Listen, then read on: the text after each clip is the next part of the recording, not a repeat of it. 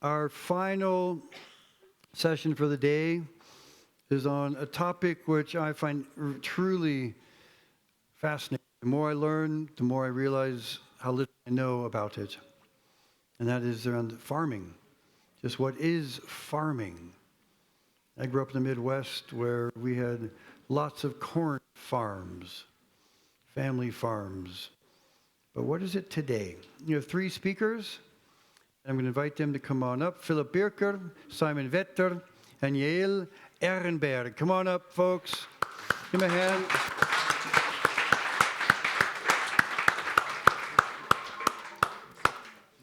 Nope, you're in the comfortable one. you match, dude. Look at that. You're like in camouflage. Okay, so I'm going to start with Philip. Philip, what does everybody in the room need to know about you when it comes to the future of farming? I guess first thing, I grew up in a farming context at the German-Dutch border, and then basically in a tiny village, and then kind of did what most people did. I left the village. I spent 10 years living in Amsterdam, Berlin, built up a few different impact tech startups, Fairphone, probably be the most famous one. And then I also ran a nightclub for 3 years. I have a strong passion for electronic music. Nice. And then I kind of wanted to leave the city, be in nature again, but take the people that I fell in love with in Amsterdam and Berlin with me. And then this is a whole longer story, but the short version is together with a few friends, we bought an abandoned village and a few hectares of land in Portugal in 2017. And this then basically led to me going a journey down the Regenerative rabbit hole for the last 8 years. And within 1 year of online research, it pretty much became clear for me that regenerative agriculture is the future, and our current way of farming is pretty fucked up. Like, we will get into this later, but the way how we're growing our food is, I think, the biggest problem that we have right now in this world. Then I basically tried to find out who is doing this regenerative agriculture thing, which is nothing new. There's papers from Wageningen from the 80s and 90s already speaking about carbon sequestration, biodiversity increase. Indigenous people have been doing regenerative ag for thousands of years. So it's not that we invented anything new. We're kind of rediscovering our ancestry. And I basically spent the entire year 2019 on all the regenerative farms I could find in Europe. There wasn't many. It was 60 farms in total, basically working and staying with these farmers. And based on the learnings and experiences from this, I started together with a friend the organization called Climate Farmers, which was back then one of the first organizations in Europe doing this.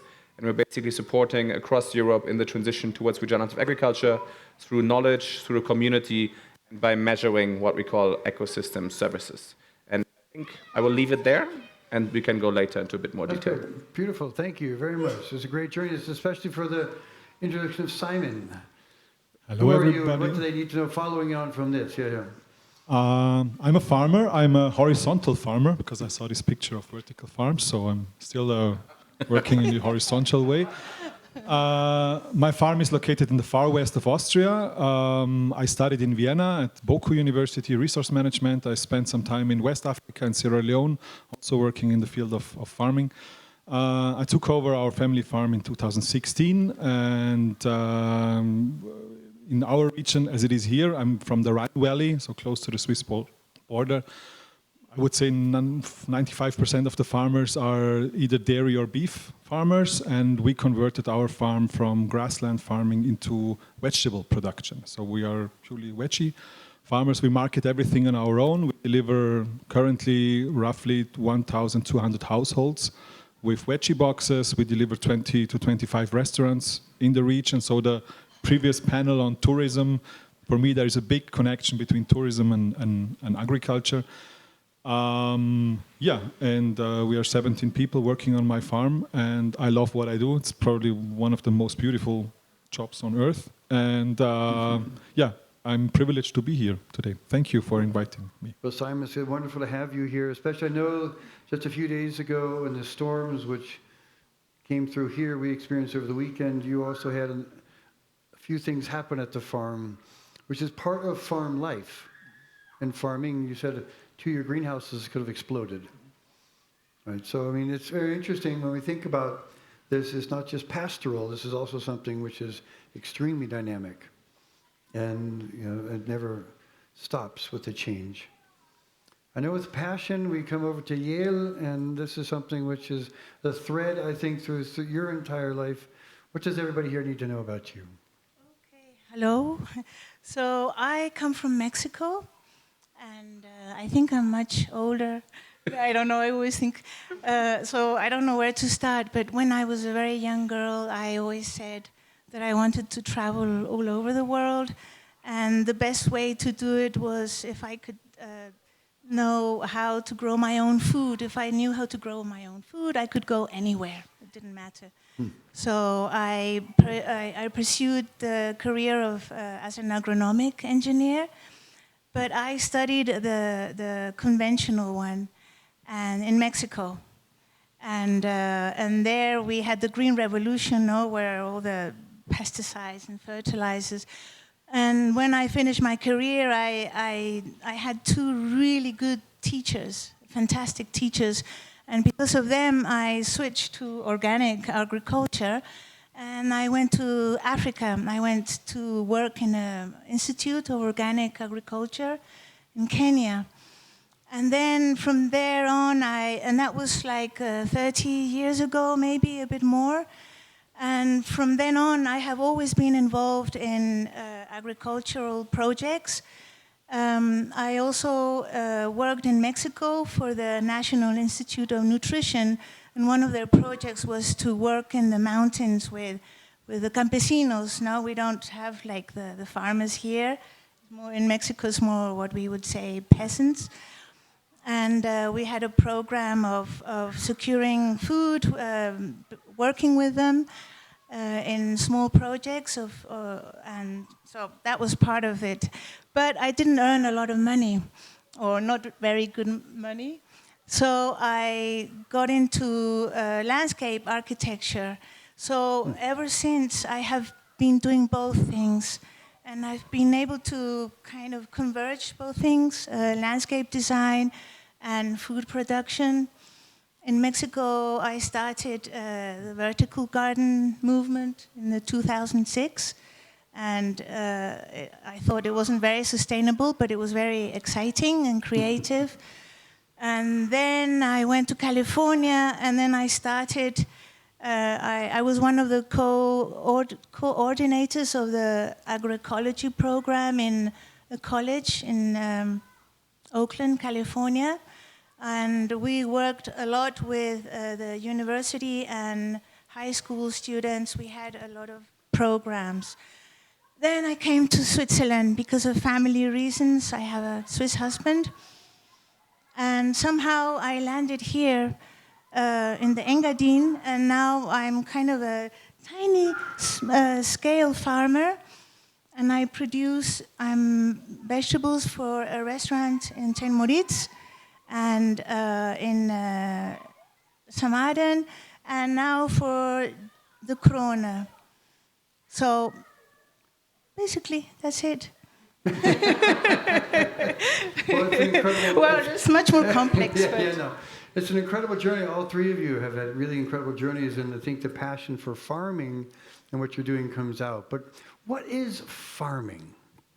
I mean, Simon, I'll start with you, because I know you also, and you do many different things, but farming, what do we need to understand from farming?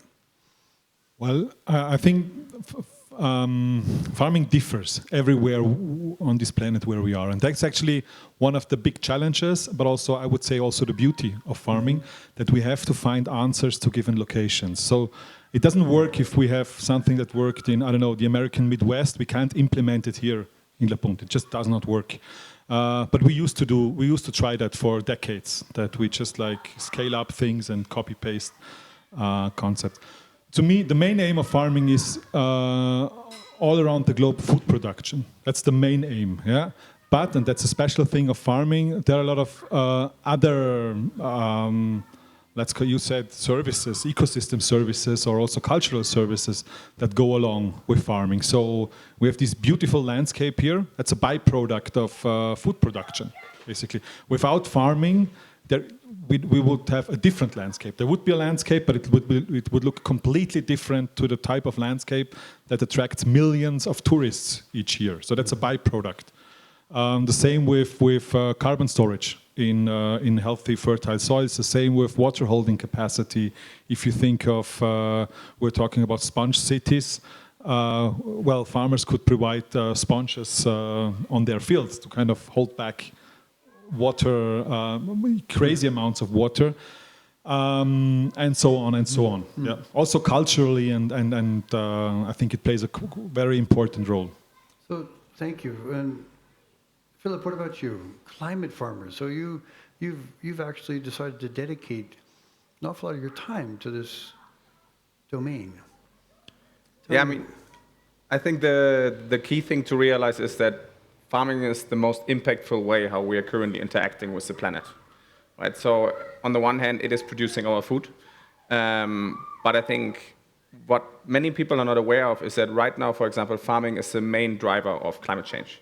So all of the emissions from all the transport in the world, all the flights, all the cars, all the boats, everything together is 12%. Just farming, just agriculture is 24% of all greenhouse gas emissions. And now we're just talking about greenhouse gas emissions. Farming is also right now the biggest driver of biodiversity loss. So the main driver for insects dying right now is the way how we're farming our food. At the same time, the way how we're farming our food, many people are not really, unfortunately, very often thinking about what they're eating, and that is making many of us sick. Like, I don't know about you, but I have a lot of people that I know right now that have cancer. The main reason for that is the fact how we're feeding ourselves right now. And it's very interesting that the way how we're currently running our agricultural system has been very much established by the agrochemical industry, which means there's a few companies, such as Bayer, Syngenta, Yara, which are making billions of euros, or dollars, or whatever currency you want to choose, and that is basically driving our farming policy. At the same time, farming also has an incredible power and capacity to heal our planet and to regenerate our planet. And any regenerative movement that you are hearing about, be it finance, be it culture, be it leadership, they all originate from regenerative agriculture, which is essentially the core that we as humans have when we're interacting with the planet. So if I think of a farm, then I always think of a thriving ecosystem where you have a diversity of animals, trees, and other crops which are functioning in symbiosis, and not what we usually see when we're driving around right now and we see monoculture fields. In the same way, by the way, how we have monoculture forests also around here, right? Like nature would never have a landscape with 10,000 times the same tree. This always meant that you have humans which planted it, and which planted it in a way that was not in line with nature. So that's also why I decided to dedicate myself to this, because I think there's nothing more impactful thing that we can do in the world. And part of that is also to cherish again the people which are stewards of our ecosystems, which is farmers. Because in Europe, we just went from 11 to 9 million farmers just in the last 4 years, because no one wants to become a farmer. I grew up on the countryside. No one in my high school year wanted to become a farmer. A lot of farmers are going out of business. Farmers are at the bottom end of the food chain. They get dumping prices for the food that they're producing. If you buy milk, for example, in a supermarket, a farmer is going to see between 20 to 30% of what you're paying for milk. The farmer is doing 95% of the job. After that, you bottle it, you put it in the shop, and that's it. And so, yeah, we have a huge problem there, but we also have a huge potential there, because you think, especially if we think of year 2040, this is one of the most impactful fields we can tackle right now. Thank you. So what can we imagine does a regenerative farm look like? Give me a picture. So what is it? Because Yael, you said you're sort of a mix between landscape and farming. It's regenerative. Simon, you're doing veg. You're dedicated. How do we understand that if we're not farmers? Give us a picture. Well, maybe I could add to what I think about farming, and I think I pick up from what you said also. For me, farming is an ecosystem now, where we kind of develop different interactions, and it's not just about growing food, but it's a whole set of activities that evolve around people, beliefs. Like, I come from a country that we do a lot of festivities for crops, no? So there's a lot of cultural connections, And for people who do not do farming, they get involved in many different ways, because maybe people from the city, they don't have the same experience as we have now in the countryside, but they get involved in the cultural part or in the social part, in the culinary part, no? So in a way, regenerative is kind of bringing to life again this contact that people don't have with the soil, no? I don't know. Getting your hands Through, understanding yeah, where it comes from, how it comes from. and through activities, just getting more involved. You don't always have to be planting, or you can be involved in many different ways. Yeah, that's great. I think. Simon, you want to say something? Yeah, for me, well, probably a good example for this region is livestock farming. Because if you have a discussion on climate change and emissions, as you just mentioned, and I would also go into the same direction, there is a massive impact environmentally wise from livestock farming. That's just insane. Yeah. At the same time, we know livestock farming systems with a positive impact on nature for carbon storage in fertile meadows fertile meadows. At the same time, it has a massive impact on biodiversity. So it's man-made ecosystems with a higher diversity than natural ecosystems. I think that's also interesting. So for me, to put it in a nutshell, it's not the cow, it's the how. That's the big question. Yeah. And the thing is also, I think what is really important on that topic, and when I heard that number the first time, I was really surprised.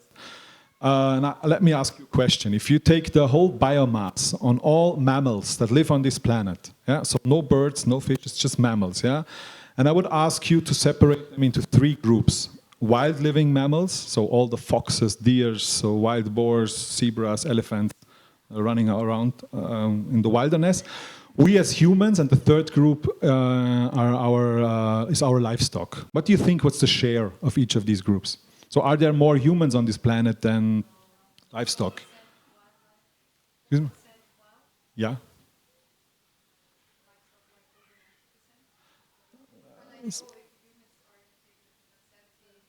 Yeah, so it's 4% wildlife, 36% we as humans, and the rest is livestock. And I think this is really important if we talk about these topics. I'm not a radical vegan, don't get me wrong. But I think it's important to kind of really focus in that debate on the reality, and that's a reality. And that's the Anthropocene. We're always talking about the Anthropocene, but I think we're not really aware what that really means. Yeah. That's a really super fact right there. Let's talk about the reality which we're facing, and that is also the reality of climate change. We had two folks this morning share that the realities which we're facing here in Switzerland. This is very similar for you and for you. 2.9 is our reality right now, heading to much, much, much more. I know all 3 of you are very familiar with what we're facing. So when you hear this, what does that mean to you when you think of the future of farming in general, but especially for us here? Philip, I want to start with you. Big picture. Okay. First of all, thank you, Sebastian. There were some very good points in there.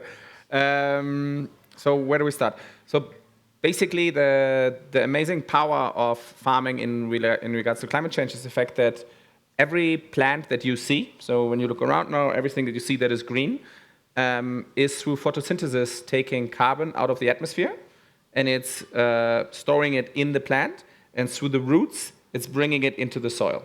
And then in the soil, you have something like a vast underground network, basically, with billions of different microorganisms. And mycelium, for example, which I always say are like the Dutchmen of the soil. So they basically are the tradesmen, and they take the carbon and they trade it with other roots against sugar, against nitrogen, against any kind of other nutrients. And if we would scale regenerative agriculture on a global level, then we would be able to sequester more carbon than we are emitting on an annual basis. So we would actually be able to reverse climate change, which is the incredible, powerful thing that we can do here. So we can move one of the biggest emitters into something that reverses this. which we can't do with mobility, for example. We can reduce the amount of carbon, but we can never, by transporting, cleaning up the planet. I mean, at least I haven't seen anything that might be able to do that.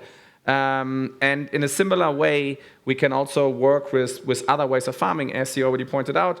Cows, for example, have this very negative image, but if they're used in the right system, they actually have a beneficial usage for the planet. So I was, for example, a hardcore vegetarian myself, vegetarian born and vegan, I couldn't say no to eggs. But I went to a farm, and also talking of the farming system that I want to see in southern Portugal, where they have cork oaks and olive trees, so they have a variety of trees, and under these trees, they have cows and pigs and sheep and goats in a rotation grazing. And then what happens is that grass has a perfect symbiosis with cows. So when cows eat the top of the grass off, the grass kicks into survival mode, and it grows even stronger back. And it has the capacity to store more carbon than trees. So through the correct grazing of cows, by replicating natural patterns, where the cows are on one patch for basically 1 day, and then they leave that patch alone for 60 to 120 days, depending on the context, you replicate how buffalo herds would move around, for example, and you can sequester carbon in the soil. So we have the potential through agriculture, if we're doing it in the right way, through farming in line with nature, to actually reverse climate change. And parallel to that, we are also having a situation where through the way how we are farming right now, we have not only been driving climate change, we've also been gambling with food security, because we have been getting rid of our topsoil level, humus level for the German speakers, which we have lost on a massive scale, more than 10% in the last 40 years in Europe. And if we lose that, then that is the way how, for example, the Easter Islands have been dying out in the past. Because if we lose that, we will not be able to farm anymore. So we're getting to the point where a lot of farmers are having massive amounts of crop loss, because they've been using so much chemical inputs that the soil is so degenerated that it can't hold up water anymore when it rains, that we have the flooding damages that we have right now because the soils are so degraded that they can't deal with the effects of climate change, and that we're using crops. So right now we're at full speed going towards the food crisis, even in Europe, not to even speak about Northern Africa or regions further south, which are hitting it way sooner than us. So yeah, so it is a massive problem right now, but there is also a lot of hope that we could be turning things around. And the massive problem is moving to the massive hope. you two are now the massive hope on this part. Okay, so tell us about with climate change and what your vision with the future of farming is. I'm not sure if I can really provide you Help me out what you ask for. No, what I experience frequently is that people who are not really working in the field of farming are like, hey, it's amazing if you have like 2 degrees more. I mean, think of all the possibilities you have. Yeah? Think of olive trees in the Rhine Valley, or I don't know, rice plantation or mangoes or whatever. And yes, as a farmer, yeah, and I'm like sitting in between the chairs. Like I have to earn money, I have to pay wages, and so I have to kind of deal with changing situations. So of course I have to think about, okay, are there new possibilities? But at the same time, I know, okay, well, every crop we have is actually in a so-called niche, in an ecological niche. So they are perfectly suitable for certain altitude, length of vegetation period, sunlight period, types of soil, temperature, etc.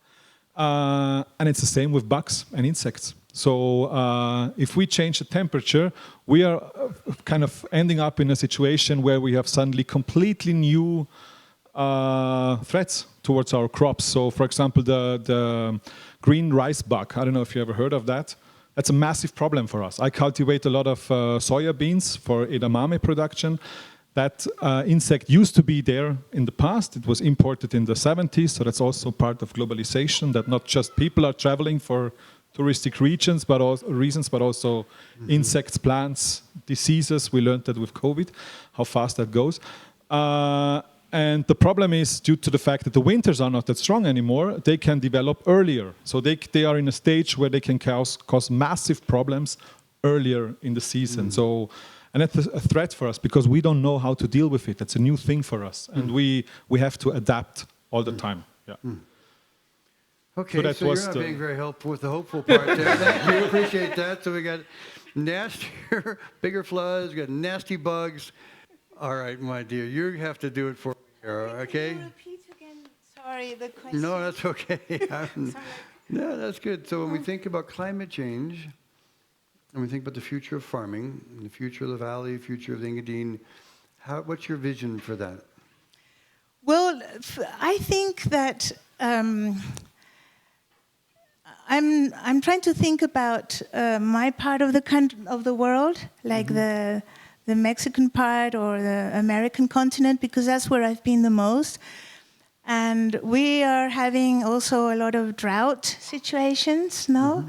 And but I also see some hope in the way that farmers can work together. Like every farm is in a very different context and grows. Has a different method of approaching what they're doing. Some are working with livestock. Some are just working with fruit trees or intercropping, etc., etc. And what I see is as something that could help is that we wouldn't repeat. Like there would be like a mosaic, a regional mosaic of how farms can mitigate or how they work on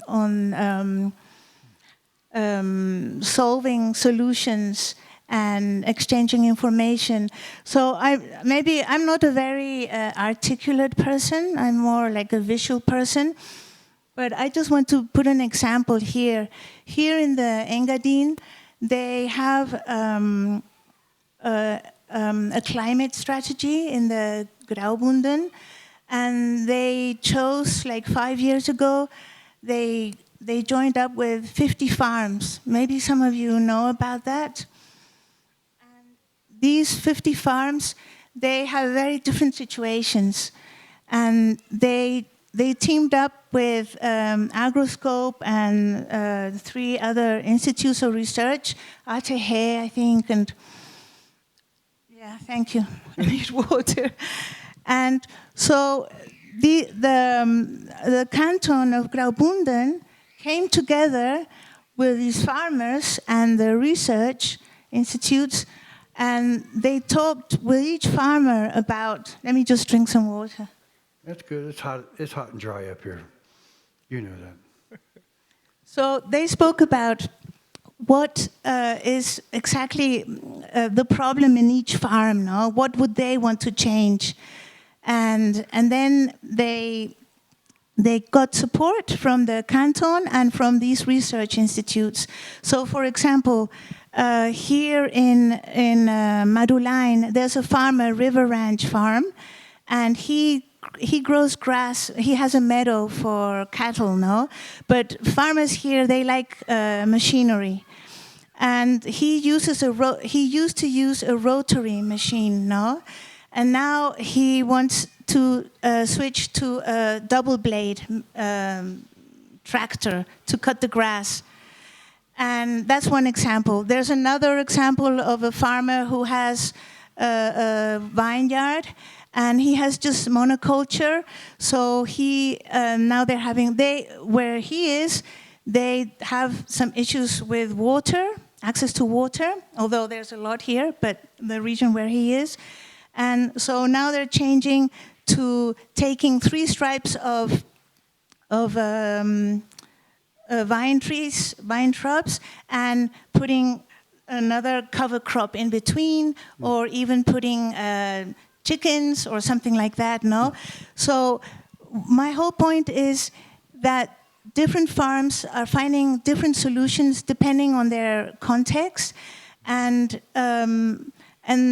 the way the climate affects is also different, because in some places you can have very rich soil, but maybe the infrastructure you have is not good, or I have 2 pieces of land here. Well, it's not mine. In Madulain, I am growing vegetables in a very open field, and right now with the heat, which is worse than the year before, I can really see the difference just in Madulain, that a lot of my little plants are burning, no? And then I have a little piece of land in Samaden, and it's in a very different topography. It's really incredible. And there's a lot of water, but it's still very hot. But I can get water immediately from the mountain, no? But it's kind of a protected environment. So what I'm going to do in Madulain is I'm going to plant like a hedge that would surround my vegetable plot with shrubs and flowers, and to try to mitigate the open field, no? And so, I don't know, that's just talking in a very small scale. And in a big scale, every country has like a very different situation. That's exactly right. 'Cause we're here at a small scale. This is what we're talking about. We're talking about the punt.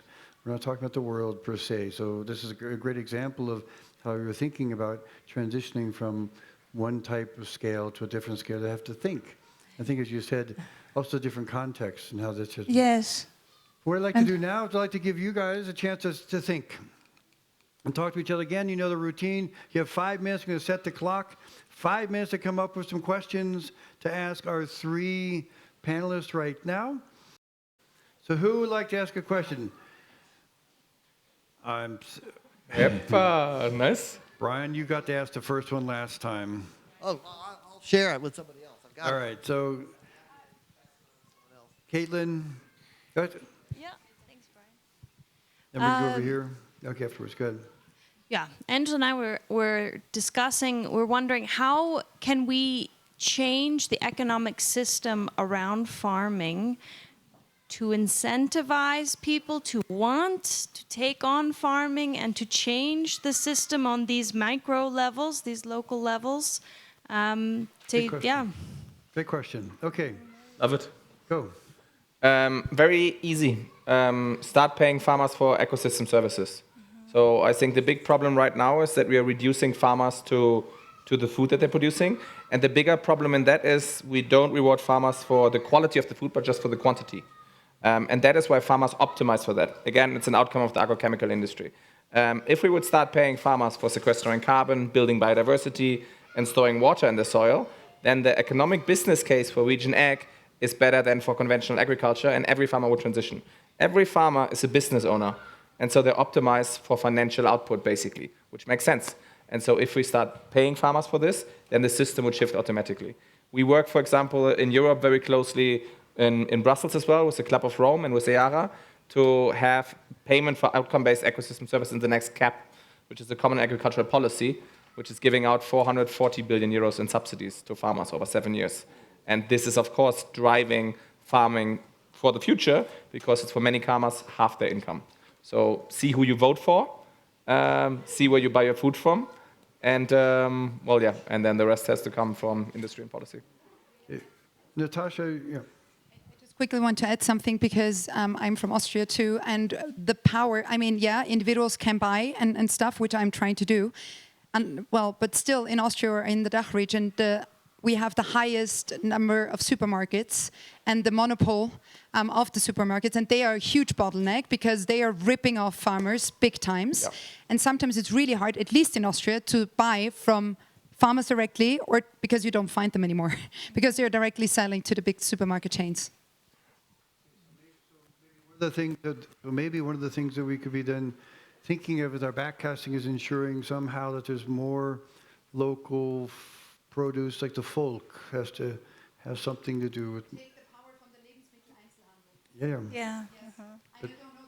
I don't know how the Gemeinde, how we can do that here. You know, this is part of the CSAs. Go. Very easy. Well, that's what we try.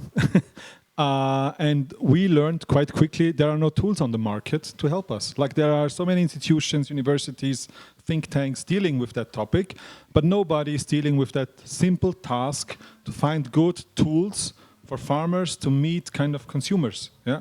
So we had to make our own software solution, which we are selling now to farmers in Switzerland, Austria, Germany.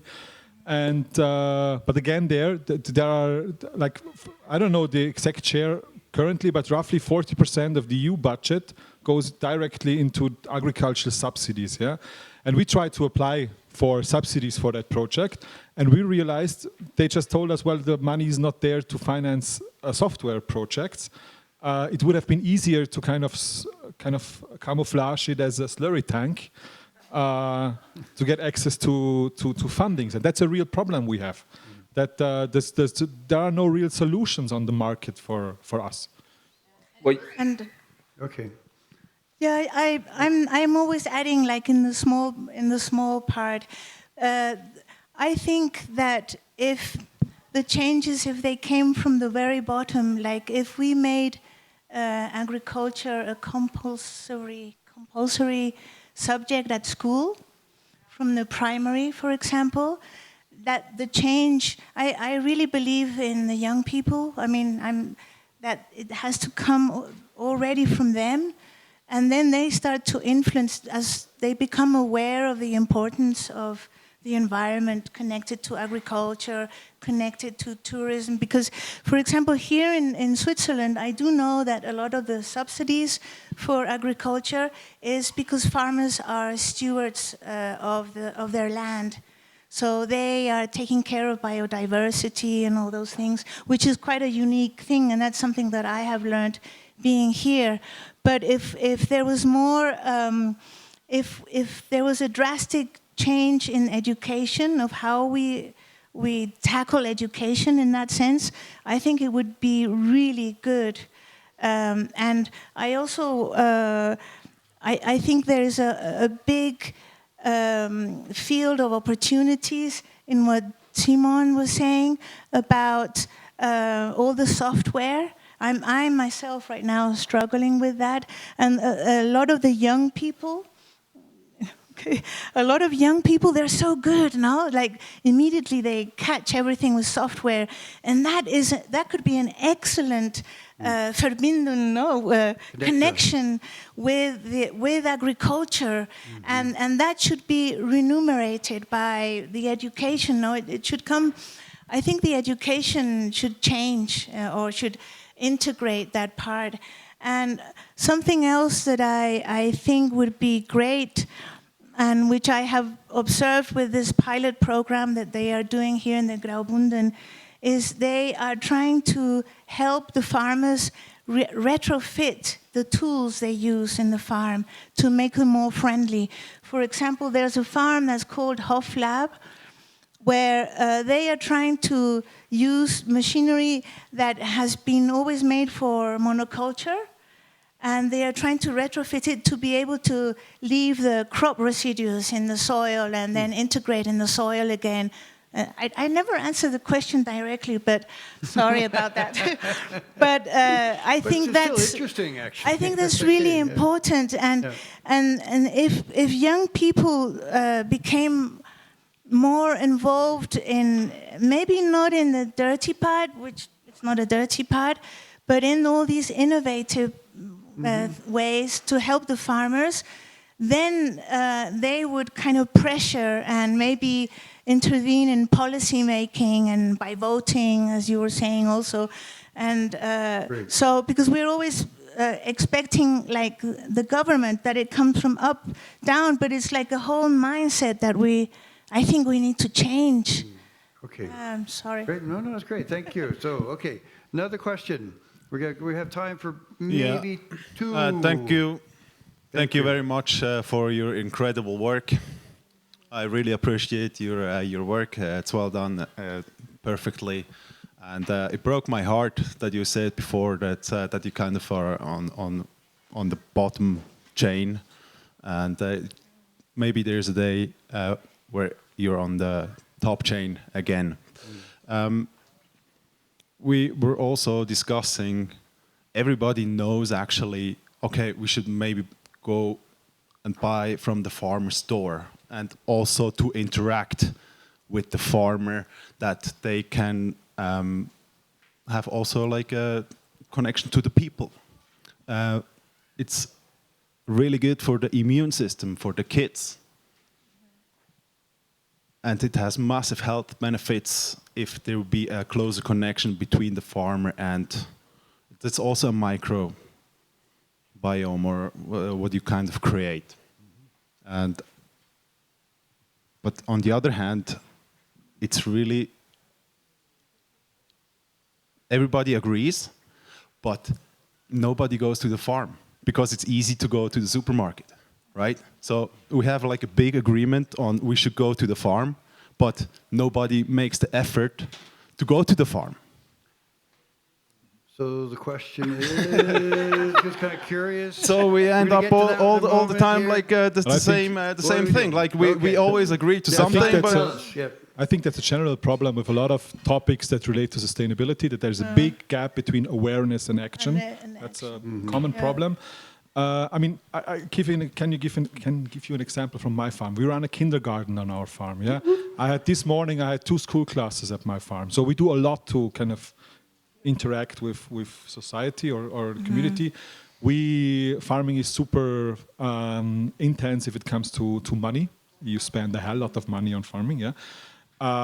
Unfortunately, you don't earn that much. That's a trade-off. But we do crowdfunding. We call it crowdfunding because that's what you basically do. But the longer I work in that field, I realize we have actually a structural problem. So we can do as much as we want. Structure determines so much, yeah, and it's easier to. I mean, you can go to. There are surveys from Austria. If you ask people on the street if they prefer organic pig meat or conventional pig meat, they would say, yeah, of course we prefer the organic one, yeah. But if you look at the sales number, only 3% of the pig meat market in Austria is organically produced, yeah. So that's a problem. So we have to go into the structures. And structure. What do I mean by structure? The food which we are serving in canteens, the food which we are serving in hotels, in gastronomy, in hospitals, yeah, that's a massive impact. There are projects in Austria where they serve, for example, organic meat in military barracks. Yeah, massive impact, and we have to kind of change the structure. I think awareness raising is very important, but structure determines so much. All right. Change it. Well, vote the right people. Vote for Simon. Actually, we could vote for Simon. If you're in Lush now, you could vote for him. He's running for office, and. Can I add something quickly? There is a company in Switzerland called Locavor, and they are networking farm shops in whole Switzerland. And it's the chief economist of Raiffeisen. When he left, he started that company. So there are structure coming in Switzerland to help farm shops. Locavor AG. Yeah. Cool, Locavor AG. So that's a good one to know. So we have to make sure we incorporate it here. I'm afraid, Julian, I'm very sorry. We're going to have to bring it. Okay. If it's a really short, easy question. I'll try. How can we also put the agriculture, the farmers at the center? Because I think there is a huge problem today also because we accuse them of everything. And I think if we talk about La Punt, the agriculture here is very sustainable. And a lot of agriculture in Switzerland is not as intensive as in other countries. But from what I understand from all the farmer movements, they need money and they need political support and a new political system. And in a way, it would interest me, what for you, I mean, for the farmer here, they work so hard and they earn very little money from my understanding, and they never go on holidays. And so what would they need from local politics and even Swiss politics to be able to have more recognition and also a decent price? So it's not a simple question. No, it's not. It's a very local Swiss politics question. I'm not sure if Philippe or Simon can answer a Swiss politics question. I mean, I think it's a general. That's not something that has to do with Swiss politics. Yeah. I mean, I'm a farmer. I live in a farming environment, and I often have the feeling that they are literally responsible for everything. Yeah, and that's a problem. I mean, nobody likes to be sorry for my French, but the asshole of the nation. Yeah, for literally everything. And that's a big problem. They are always seen as the douchebags who kind of, and in a lot of cases, the reason why the whole thing is so unmotivated, at least for Austria, those were often the last ones who did not manage to leave the farm, who took over the farm. Yeah. So we have to completely change the picture we have on farmers. Yeah, because it's a super beautiful job. It's super diverse, and you have to interact with so many different topics. But it's not attractive at all for young people to become a farmer. Like we are training apprentice on my farm, and they're coming from so many different fields, from animation, film industry to former chefs to mechanical engineers, and there is a super big interest in farming. Yeah, there was. I think we never had that in the past. That our society was so interested in what's happening there, but we are unable to kind of transform that into a positive impact in agriculture. Yeah. For the time being. I mean, I Okay, think. thank you. Yeah. I think we touched up on a lot of the solutions already, right? And I think the most basic one, I always say, like, in the current society, being a farmer is not something you mention on the first Tinder date. And that's a problem, right? Like, being a farmer is, for me, I always say, we need to make farming sexy again. Because in society, we are currently still celebrating financial wealth. And how is financial wealth most of the time built up? Through exploitation of the planet and other people. Like, top consultants at McKinsey have a good social standing in society. They shouldn't. They mostly do stuff that's shit for the planet. And at the same time, farmers don't have a standing in society, but they are the backbone of our society. We cannot survive as human beings without farmers. And that is the recognition that we should be giving them. It should be an aspiration of people in school to become a farmer. That should be the goal of young people. And right now it's not. And that is up to all of us, right? So if you ask, what you can do is go to a farm. Tell the farmer that you appreciate his or her work, and tell them that you are supporting them and that you want to support them, and be conscious about what food you buy and how you spend your money. Because everybody always says, oh, organic is so expensive.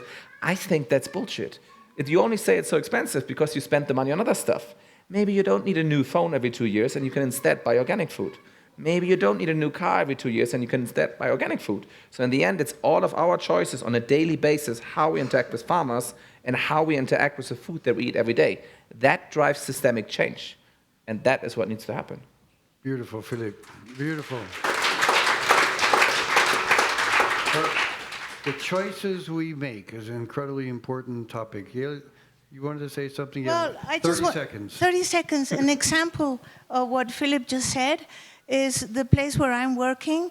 It's like a joint venture. It's a hotel restaurant working together with farmers and this other restaurant. So they have formed a verein, like an association. So the farmer here gives the land, and he knows that the restaurant and the both or three restaurants, they will always buy the stuff that is coming out from the farm. So I think those type of joint ventures could work really well. And it is working. And it's working. Which Yeah, is really it's really fantastic. nice. Yeah, thank you for the final example of how to make it real. And I want to thank our panel, fantastic, Philippe, Simon, Yael.